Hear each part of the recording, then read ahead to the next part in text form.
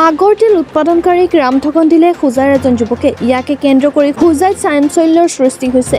ভুক্তভোগীয়ে এই অভিযোগ হোজাই আৰক্ষী অধীক্ষকৰ ওচৰত দাখিল কৰিছে। ঘটনা অনুসৰি গোলাঘাট দেৰগাঁৱৰ চিৰাজুল হকে সাঁচি গছৰ উৎপাদিত আঁতৰৰ তেল 93 তোলা আৰু আগৰো নি এই ধন পৰিশোধ কৰা নাই। ইয়াৰ বজাৰ মূল্য 4,68,500 টকা আৰু 60,000 টকা মূল্য সাঁচি কাঠ মিলাই সৰ্বমুঠ 5,28,500 টকাৰ তেল সামগ্ৰীবোৰ কিনি লোকজনে ঘৰত ৰাখি সামগ্ৰী লৈ বিক্ৰী কৰিবলৈ নি আত্মগোপন কৰে। প্ৰবঞ্চকজনে 20,000 টকা দি বাকী ধন একাউণ্টত দিয়াৰ কথা কৈ আজিও দিয়া নাই। আজি আনিছুল খণ্ডকাৰ ওৰফে মুন্না নামৰ লোকজনৰ ঘৰত ঠাগিতা দিবলৈ যোৱাত প্ৰাণে হত্যা কৰিব বুলি ভয় ভাবুকি দিয়াৰ অভিযোগ তোলে ভুক্তভোগীয়ে। নিজৰ ধন নাপাই ভুক্তভোগীয়ে ন্যায় বিচাৰি হোজাই আৰক্ষী অধীক্ষকৰ ওচৰত এজাহাৰ দাখিল কৰে। এতিয়া বিষয়টো আৰক্ষী কেনেদৰে লয় সময়ত লক্ষণীয় হ'ব। হয়, মই অল আছাম আগৰ প্লেণ্টাৰ্ছ এণ্ড ট্ৰেডাৰ্ছ এছ'চিয়েশ্যনৰ জেনেৰেল ছেক্ৰেটাৰী। গোলাঘাট জিলাত মোৰ ঘৰ। আচলতে আমি এই আগৰ ব্যৱসায়ীসকলৰ সুবিধাৰ্থে কাম কৰি আহিছোঁ আৰু কোনোবা মানুহ যদি এই ক্ষেত্ৰত কোনোবা ঠগ প্ৰবঞ্চকৰ হাতত পৰে আমি সহায় কৰোঁ। কিন্তু দুখৰ বিষয় যে মই আজি নিজেই হোজাই জিলাৰ পীৰবজাৰ অঞ্চলত এজন প্ৰবঞ্চকৰ হাতত অলপ মোক প্ৰবঞ্চনা কৰিছে আৰু আজি প্ৰায় 9 মাহে তেওঁ মোৰ পৰা 5 লক্ষাধিক টকাৰ মোৰ উদ্যোগত উৎপাদিত আঁতৰ আৰু মাল লৈ তেওঁ আজিলৈকে মোক টকা দিয়া নাই। আজি দিম কালি দিমকৈ তেওঁ আজি 9 মাহে মোক ঘূৰাই আছে।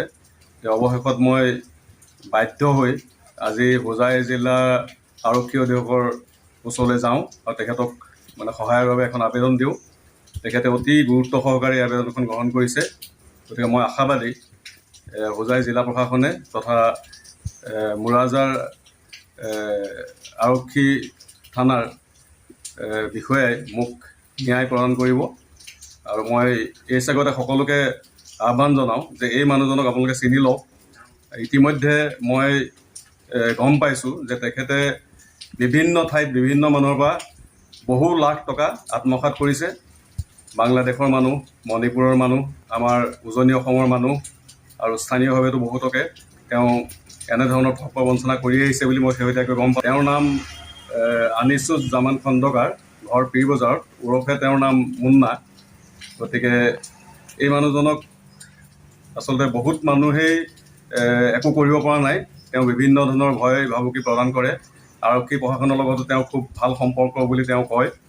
গতিকে সেই ভয়তে হয়তো কোনেও একো ব্যৱস্থা কৰিব পৰা নাই। কিন্তু মই আজি সাহসেৰে আচলতে হোজাই জিলা আৰক্ষী অধীক্ষকৰ ওচৰলৈ যাওঁ আৰু এই অভিযোগটো দাখিল কৰোঁ আৰু তেখেতে অতি গুৰুত্ব সহকাৰে লৈ পেলাই ইতিমধ্যে মুৰাজাৰ থানালৈ মোৰ অভিযোগটো প্ৰেৰণ কৰিছে আৰু মই আশাবাদী যে মই ন্যায় পাম।